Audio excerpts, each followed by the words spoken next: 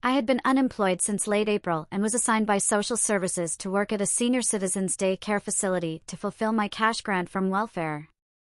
Surprisingly, I found enjoyment in helping the residents. We played games and organized small projects to keep them engaged and active. Over time, I formed friendships with them, although I knew my stay would be temporary. I hoped to find real work soon, yet as weeks passed, I began to see the value in what I was doing, supporting people in their golden years and becoming a familiar face to them. I learned about an upcoming Halloween party at the facility where both residents and staff were encouraged to dress up. Excited, I made plans and went to a massive rummage sale at a nearby church. I ended up with 6 bags of clothes and several pairs of nearly new shoes and boots. At home, I spent hours trying everything on: skirts, blouses, shorts, and dresses. I even found some lingerie that surprisingly fit well. Most of the shoes and boots fit perfectly too, except for one pair of knee-high boots. I was thrilled to expand my wardrobe and wasted no time washing and organizing everything in my closet. Among my finds was a beautiful red blouse and a denim skirt with a matching country-style belt, perfect for Halloween. I also discovered several purses in excellent condition that I brought home with me. With all those items, I knew Halloween would be the time. I planned to go to work fully dressed as a woman, and with some flair. Luckily, I already had a box full of makeup, jewelry, and a couple of decent wigs from past Halloweens and occasional dress-up sessions at home, so I didn't need to buy anything new. I had also been growing my fingernails for the last month, and they were getting long enough to shape and paint like a woman's nails. With over a month until the party, I decided to continue growing them. After washing and drying all the clothes, I carefully hung or folded everything and stored them in my closet or dresser drawers. I had come out to all my friends and family 3 months earlier, and I wasn't worried about them finding women's clothing in my home. To my relief, every single one of them not only understood my crossdressing but also supported me. They all said the same thing: "We love you, and if this is part of who you are, we accept it. We may not fully understand it, but you're our friend/brother/son, and we'll always care." This acceptance was a revelation, and not having to hide anymore was incredibly freeing. Through the internet, I had also found supportive friends in the TG community and had even started writing stories, encouraged by them. The positive feedback was a boost for my femme side. The Halloween party would be a personal test for me and my femme persona, Kathy. If I could pull this off well, I felt it would bring me closer to understanding and accepting my crossdressing tendencies. I reached out to a friend who is a Mary Kay Cosmetics representative and scheduled a makeover appointment with her for Halloween morning. I showed her my outfit and the wig I planned to wear, as my own hair had thinned over the years. She approved of my choices, and we began planning to create the most realistic look possible. You see, I didn't want to look like an exaggerated, heavily made-up caricature of a woman. My goal was to appear as natural and normal as possible. I wanted this day, and the party, to be a complete experience to test if I could pass as a real woman. Over the past few months, I had been in therapy addressing various issues, including my gender identity. I purposely scheduled my therapy appointment for the same afternoon as the party to demonstrate my commitment to understanding and managing my crossdressing. Arranging my day this way allowed me to extend the experience and make it meaningful. As Halloween approached, I seized every opportunity to practice walking in heels and moving gracefully in a skirt, skills I didn't use daily and knew would be crucial for a convincing appearance. I also practiced applying makeup, anticipating the need for touch-ups throughout the day. I meticulously painted and cleaned my nails multiple times daily to ensure they were flawless, avoiding smudges or excess polish. The week leading up to the party, I was incredibly nervous, feeling like a cat in a room full of rocking chairs. I had planned every detail meticulously and hoped I hadn't overlooked anything. This day was pivotal for me.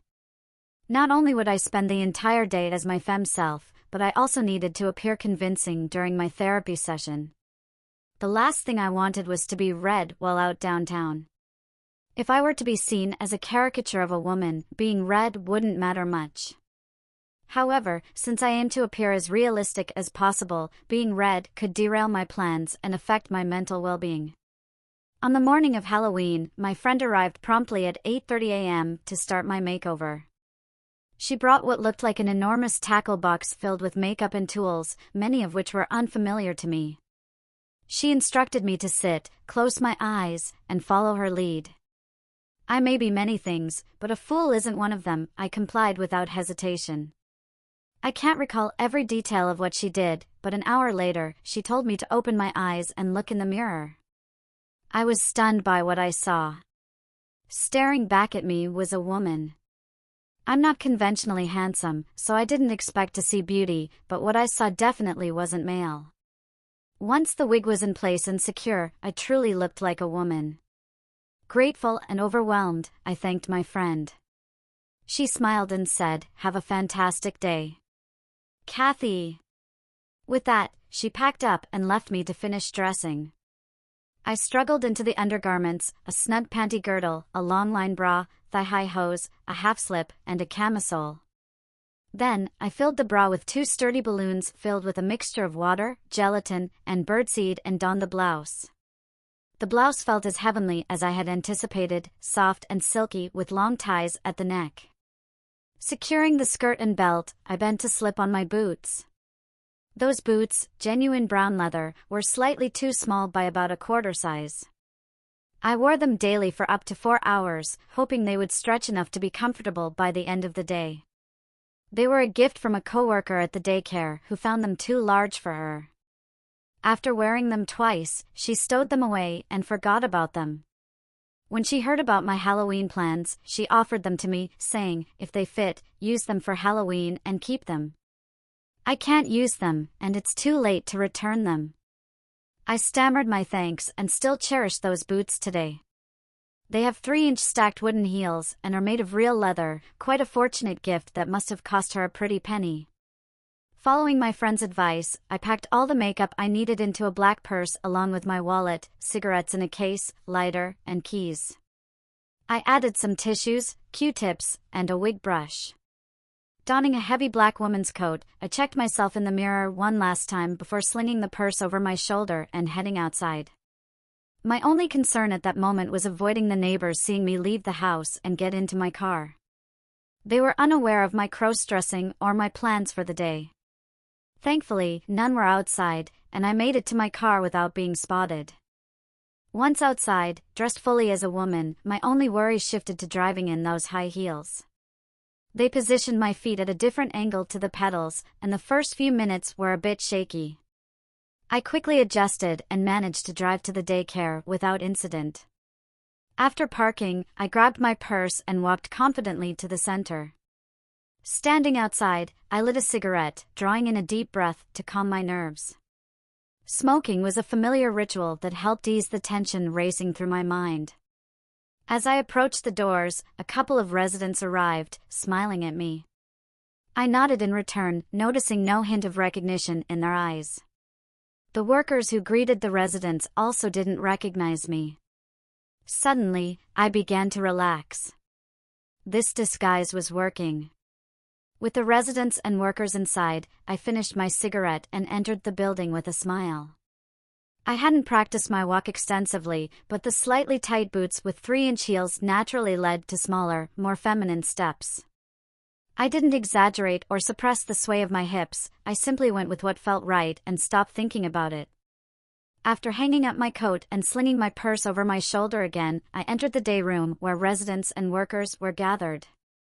As I walked in, I could sense curious looks, silently asking, "Who are you?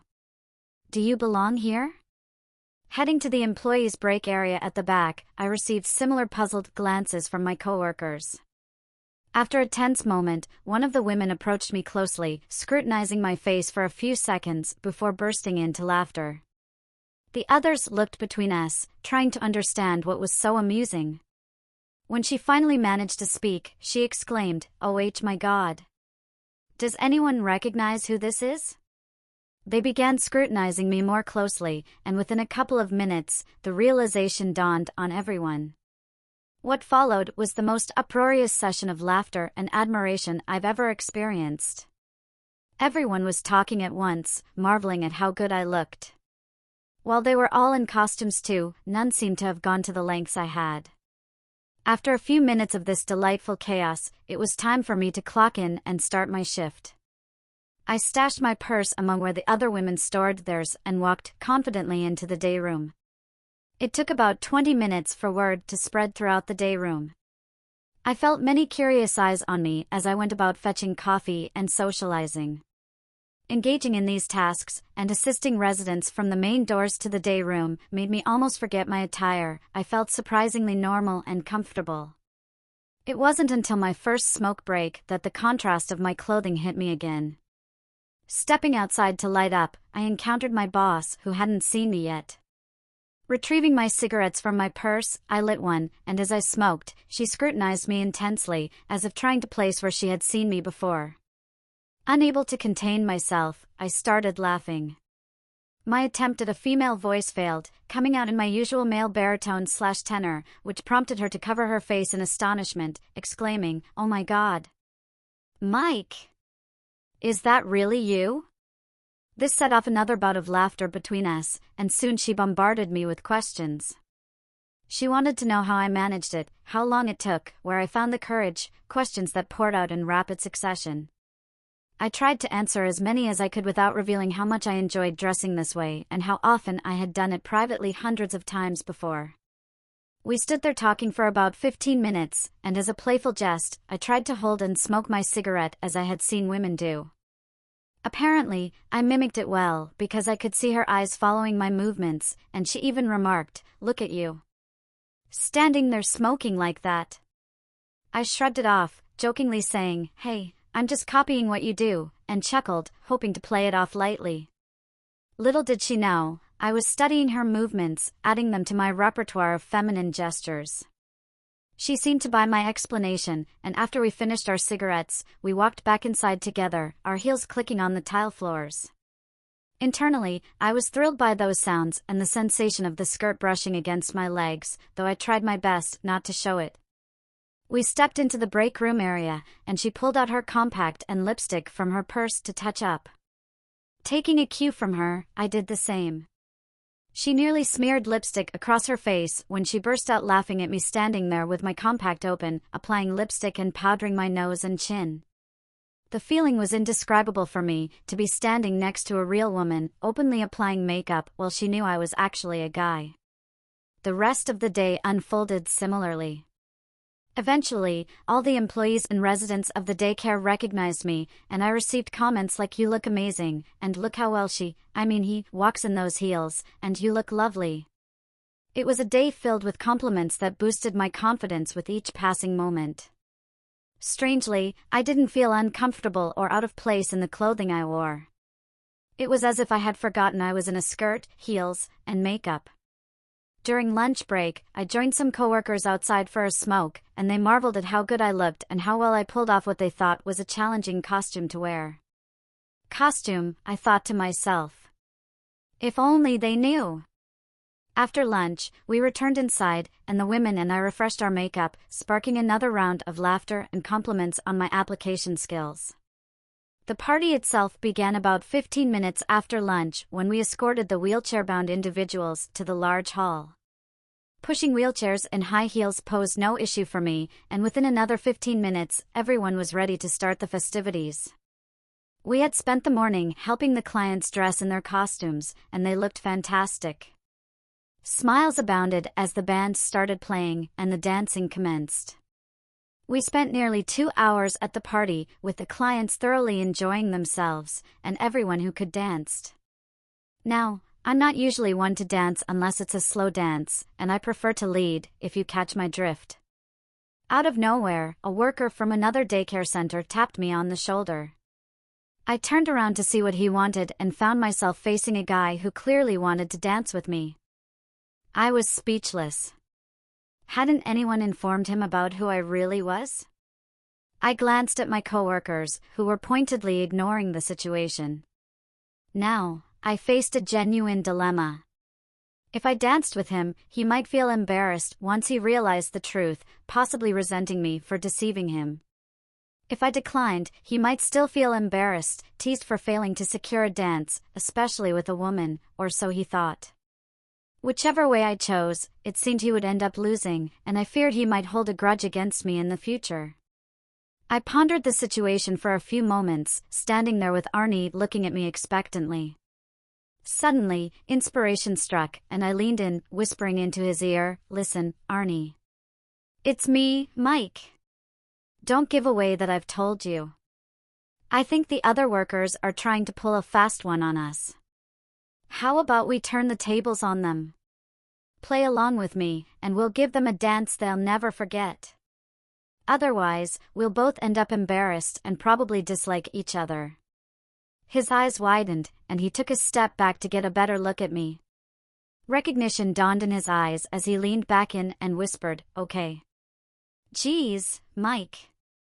I really thought you were a woman." "I'm sorry." I whispered back, "No problem, Arnie. Thanks for the compliment. Now, if we're doing this, let's do it right. Just follow my lead and trust me." I headed towards the front of the room where the band was stationed and caught the bandleader's attention. He leaned down as I explained our plan and why we wanted a slow song after their current one. His eyes lit up with understanding as he grasped the concept. Arnie and I then positioned ourselves in the center of the dance area, waiting for the current song to finish. As the next song began, I exchanged a glance with Arnie, who caught my silent cue. We assumed the typical dance pose, but reversed roles. I took the lead, and Arnie followed as best he could. Glancing around, I noticed all eyes were on us, so I decided to play it up a bit more. I whispered to Arnie, "Hold steady, I'm going to dip you," and chuckled softly. Credit to Arnie, he handled the dip like a champ, or rather, like a lady. It went off smoothly, and the crowd erupted into applause when the song concluded. Walking over to the bandstand, I requested the microphone from the bandleader. When he handed it over, I addressed the room, pointing to my coworkers. "I know all of you put Arnie up to asking me to dance. I want to thank you for that. He's quite the dancer, and I had a blast."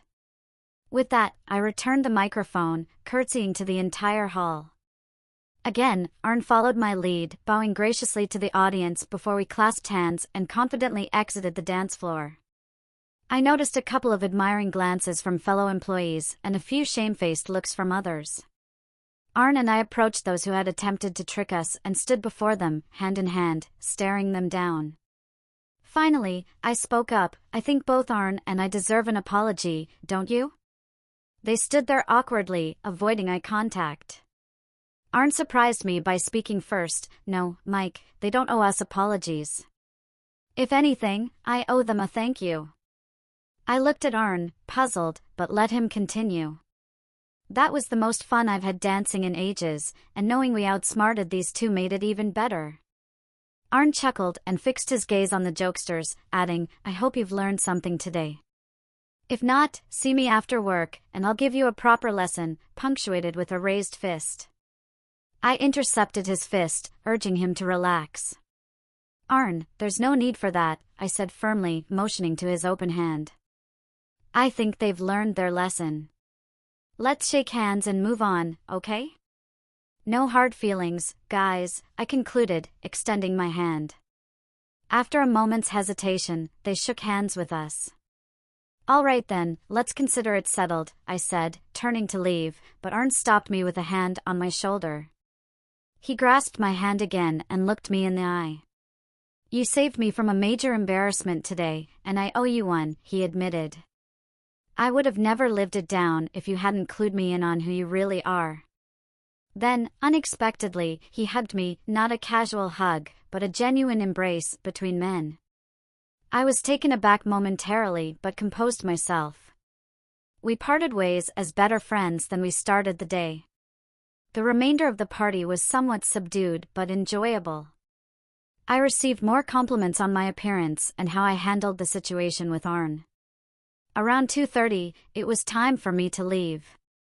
Clicking back up the hallway, I returned to the break room to touch up my makeup.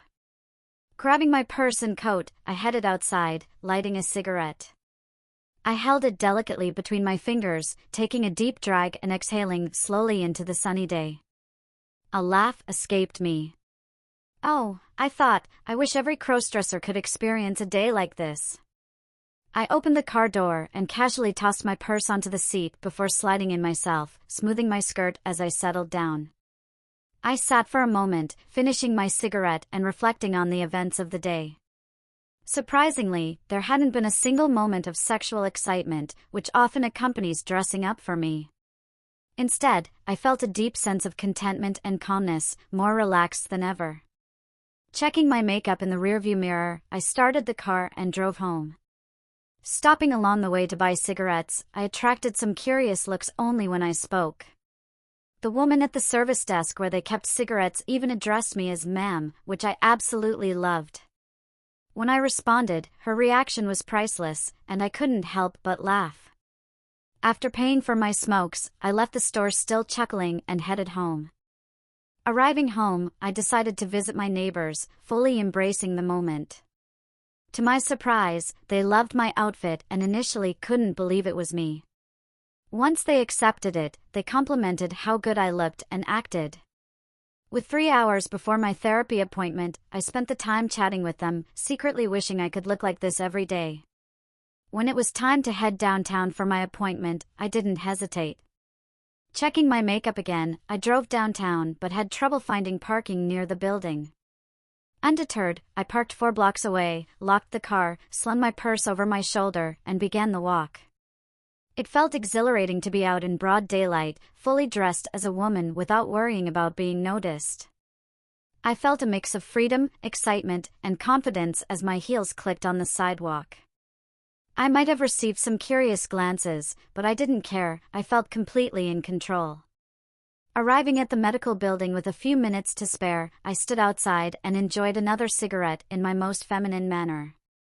After finishing, I entered the building, waited for the elevator, and rode up to the correct floor. At the reception desk, I handed over my card to the receptionist, who briefly looked surprised before addressing me as Mike and directing me to wait. Retrieving my card and placing it back in my wallet inside my purse, I found a comfortable chair and settled in as gracefully as possible, ensuring my skirt fell neatly around me. Attempting to cross my legs in a feminine manner proved a challenge. Let's just say I tried, but it wasn't comfortable. I only had to wait about 5 minutes until my therapist came out and called my name. Standing up, I approached her, noticing a hint of confusion in her eyes until I spoke up, saying, "Hi, it's me." She flashed a half-smile and escorted me to her office. I won't delve into the specifics of our discussion, but I did share my entire day and the array of emotions I had experienced. I noticed she took notes more extensively than usual. As my session concluded, I prepared to leave. However, my therapist posed one final question, asking, "How do you feel right now?" "I feel great," I replied. "I feel natural, complete, and in control." She studied me for a moment longer before stating, "Okay, session over. See you next week at the same time?" "Absolutely," I affirmed. "Though I can't promise I'll be dressed like this." She chuckled, remarking, "Well, you can if you want or need to. It makes no difference to me, and it's not illegal." Leaving the building, I felt like I was walking on air.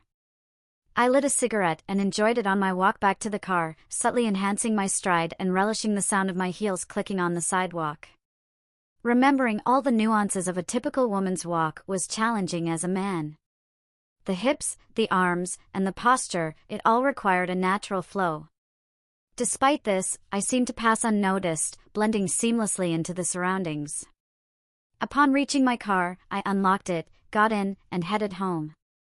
Stopping at a McDonald's, I grabbed some fast food for supper. Upon arriving home, my housemaid, who knew about my crossdressing and was unfazed by it, was there with her daughter, who found it amusing. We chatted as I ate my burgers and fries, recounting my day. After finishing my meal, I went upstairs, fired up the computer, and shared my wonderful day with my online friends. Around 1 o'clock in the morning, I logged off and went to the bathroom to freshen up before bed. That night, I slept in my long, lacy, black silk nightgown, waking up before the alarm in the morning. I changed into my usual mundane guy clothes and headed to work. Throughout the day, I received numerous remarks and compliments about my appearance and performance. That Halloween of 2000 was one I will always remember. There was an aftermath to this. On Thursday, when I returned to work, I discovered that the clients of the daycare had started a petition for me to visit regularly as Kathy. My immediate supervisor supported the idea, even suggesting I had a better figure than she did. However, higher-ups vetoed it, deeming it inappropriate. While disappointing, it was thrilling to consider the possibility of being allowed to dress as I pleased for work in the future. Who knows? Maybe they'll change their minds someday. If they do, I'll be sure to share the news with you all.